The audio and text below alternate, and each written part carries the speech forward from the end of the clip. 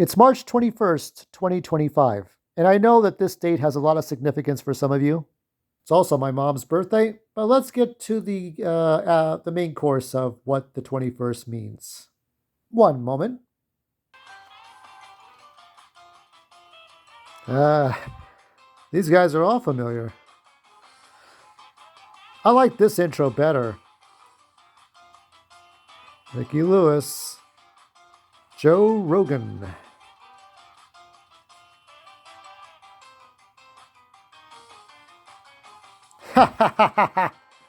Great intro.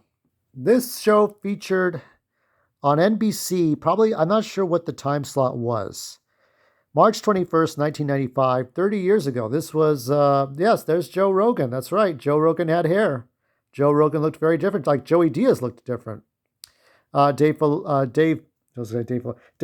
looked different. He doesn't look like he didn't look like Colonel Sanders back then. There's Andy Dick, and you might recognize some of the others, and Phil Hartman.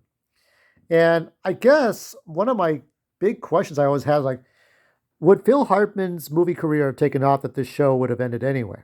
I guess there's a question that will get answered. But all these actors, Candy's been gone for a couple of years from acting. I'm not sure what she's doing, but everybody else is still trying to do their bit. Except for Phil Hartman, I've never watched any of these actors before. So I knew Phil Hartman from SNL, and I think the first time I ever saw him was, I think, a movie called Quick Change with Randy Quaid, Gina Davis, and Bill Murray. So that's the first time I saw Phil Hartman. Actually, Chris Kattan, another SNL alumni, appears in the first season, or maybe it was the second. Maybe it was probably the first season. And he has a small part.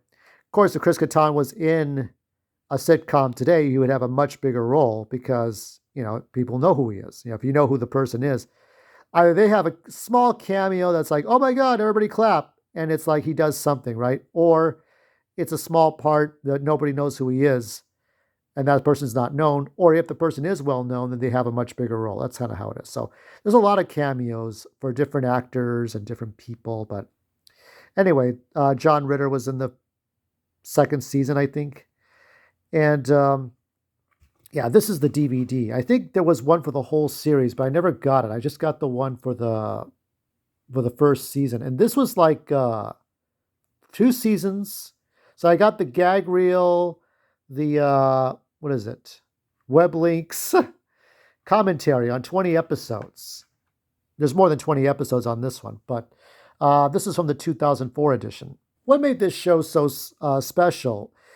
I think, maybe it started with Norman Lear's Good Times or Sanford and Son or Archie Bunker, but I always thought of Married with Children as being that anti-sitcom.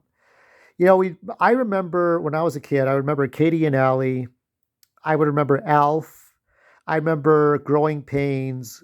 I would remember Just the 10 of Us or Perfect Strangers or Full House. And all those shows had a nice, heartwarming, or even Family Ties. They all had this nice, heartwarming group of people who you learned lessons from. And there were special episodes about drugs or dying or joining gangs or somebody can't read. If someone couldn't read, that was like everybody had to pause and like we go to commercial. Mr. Belvedere was like that. Different Strokes is like that, dealing with racism.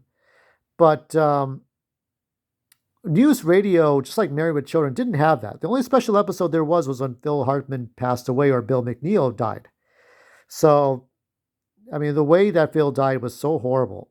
And that was one of the things that scared me out of getting married. So I'm sure there may be a couple of MGTOW videos about Phil Hartman. But honestly, it was just a loss. I mean, I love the Alien episode. So at the end of each season, from season 3 onward, you had News Radio in Outer Space, and then you had News Radio The Titanic. And if Phil had lived, we got to the year 1999, you might have seen Armageddon or maybe Godzilla or something else. Godzilla attacks the city and everybody's got to run because Godzilla is going to attack the news station. What's funny about this one is that the first radio show-based sitcom I could remember was WKRP in Cincinnati.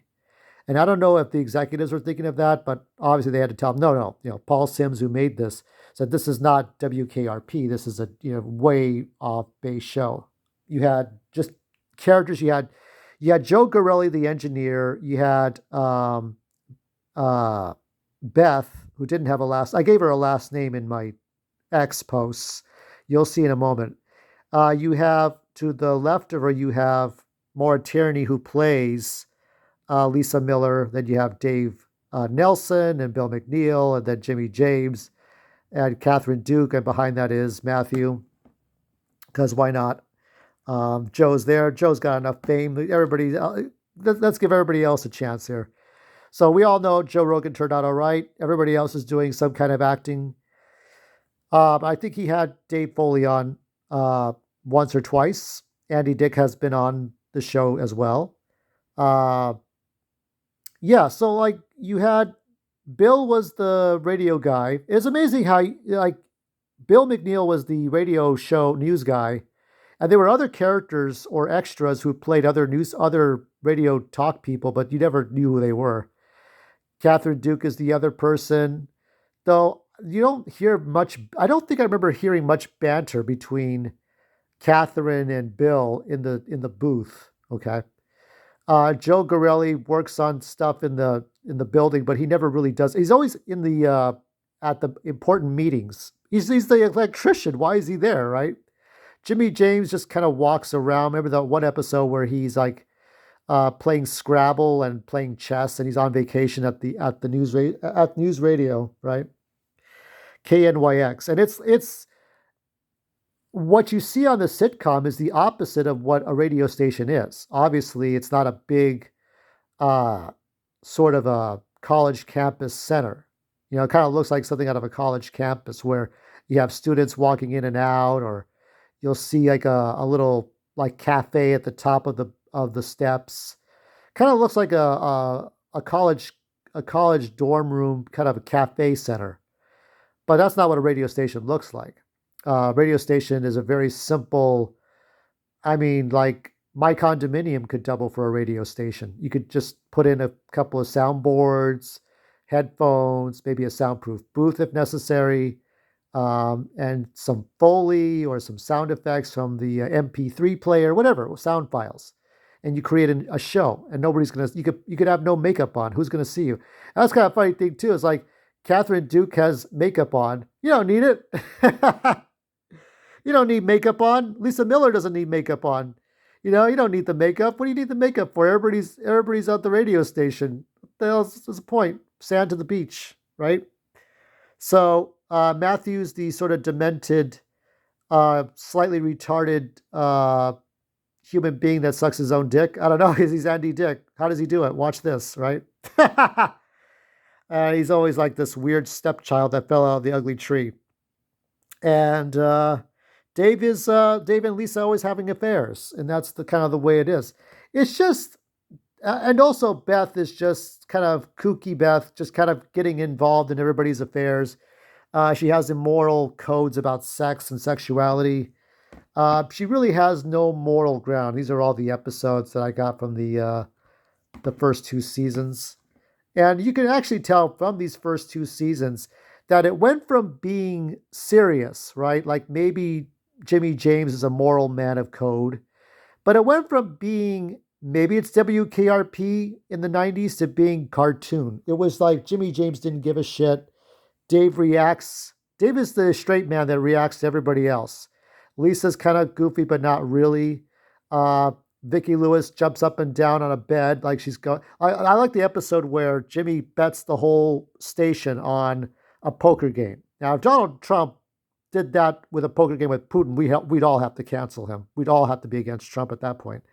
So Jimmy James runs for president. Jimmy James is on the moon. He finds a wife. Joe Gorelli's always chasing Catherine. So it's always this is like every episode was just complete nonsense. And then there's the whole story with the cast of NewsRadio kind of crashing the Emmy Awards or the Oscar Awards. I think it might have been the Emmy Awards, and then they got kicked out. All got booted out. There was smoking to be had on the show. It's kind of funny. Like there was a no smoking episode that's on these discs here, but then later on they're celebrating something. I forgot what they were celebrating. I think it was the episode where Bill was trying to correct. He was trying to. It was the season 2 finale, and he was trying to perfect the baseball promo. Meanwhile, Matthew was getting everybody a spot at the cabin. It's like maybe you, maybe you. And at the end of the episode, everybody's smoking cigars. So what was the point with the no smoking ordinance? Um, yeah. So the first episode, the pilot, Joe wasn't even in it. You had somebody else playing Rick, and there were too many extras, too many people. It was like a bustling news station, and then it was just like just the main characters. So it they focused on what needed to happen. But I think after season 2, they kept on moving the time slots around so that it was on Fridays, it was on Saturdays, it was on Wednesdays. This show came out when I was in my senior year of high school, and I followed it through until the end of my junior college year. So it was there for my young adulthood. Because after news radio, I went to 4-year college, and it was just there wasn't anything inspiring to look at after this. There wasn't anything funny. I mean, what was funny? There wasn't anything. I mean, Two Broke Girls, what might be memorable. I mean, I found that memorable. Big Bang Theory was memorable, but Big Bang Theory wasn't funny. I didn't find Two Broke Girls funny, though every time I take the train to wherever I'm going on the metro train, I always think of Two Broke Girls. They got stuck on the train. They had to like walk down the tunnels. I'm like, oh God, if we get stuck on the tunnels, we're gonna have to walk down the tunnels out to the exit. Uh, so there wasn't really anything funny after this. This was an anomaly. I do like Sanford and Son episodes, but and I look at the '80s stuff, the '80s sitcoms as like okay, heartwarming and cherishing. But can you look at a sitcom right now on NBC, ABC, CBS, Fox even?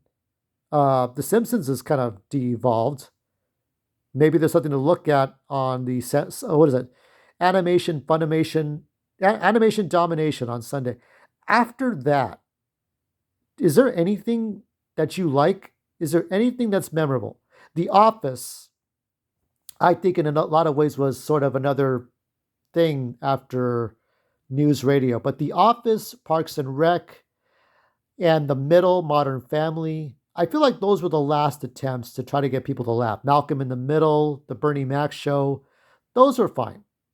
But I don't think I laughed as much. But I like the style of it. Uh, Dunder Mifflin, uh, Seinfeld.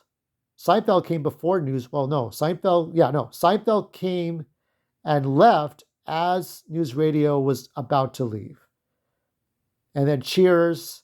So I think they kind of passed it off as an ensemble, weird ensemble, because Phil Hartman was going to do something else with a family show type of show. And then you had Seinfeld and Cheers. So maybe that's how they pitched it to executives. Like, this is like Cheers. This is like Seinfeld. But this is less memorable than that. But this show really does something. Yes, Seinfeld has more memorable moments, but I still liked what was happening here. I mean, you just didn't, like, it was just ridiculous shit, you know? And I don't think Seinfeld had any special episodes. It was just stuff happening. That was it. And stuff happens here. Cheers had some special episodes. I think like maybe a handful. But that was it. There was maybe a handful of episodes. I'm thinking of the one where Sam Malone he's locked out of a bar, so he has to go sleep in some different people's homes and shit. That was another one. So let's see where these characters are now. Here we go. Are you ready?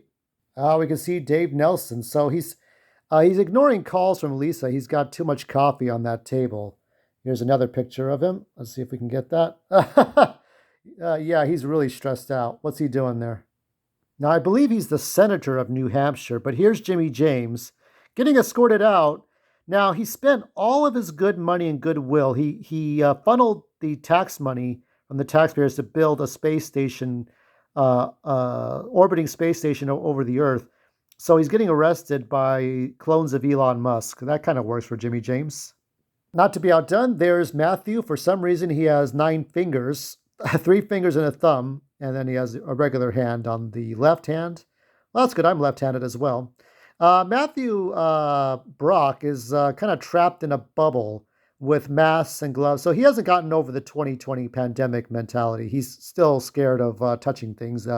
Anything of nature cannot be touched by Matthew. Nothing.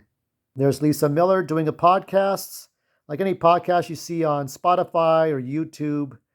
And here he is talking to a Twitch streamer gamer who could stream video games for 4 hours a day, every day, whether it's Fortnite or Minecraft or Kingdom Come 2 or Elden Ring. And that's played by Theo Vaughn. So I don't know what the gamer's name is. He's just a cool influencer gamer. See the generation gaps here. Now, Beth Besser, I gave her a last name, Besser, Besser. Whatever. I mean, you got to give a last name to these characters at some point. Who's going to do it? So she's trying to do a podcast to get the simps rallied around, but she's upstaged by her daughter, played by Karen Gillan. Of course, it's Jumanji Karen Gillan. Isn't that nice? Look at that. So there's mother and daughter. Here's the new New York mayor. There is Catherine Duke, the New York mayor. I just want to hear like a kind of a hip hop or rhythm and blues kind of with the violins and the trumpet. Dun, dun, dun, dun, dun, dun. Something like that. That's sort of that 90s vibe. There's Joe Gorelli, Joe Rogan there, hooked up to all kinds of cables and wires. He is trying to become the ultimate computer. He's trying to be the ghost god. So he's connected to AI. He's connected to everything around him. He has become the ultimate life form. It's kind of like Barclay was in that one Star Trek episode where he's connected to the holodeck and he went insane. That's kind of what Joe is doing here.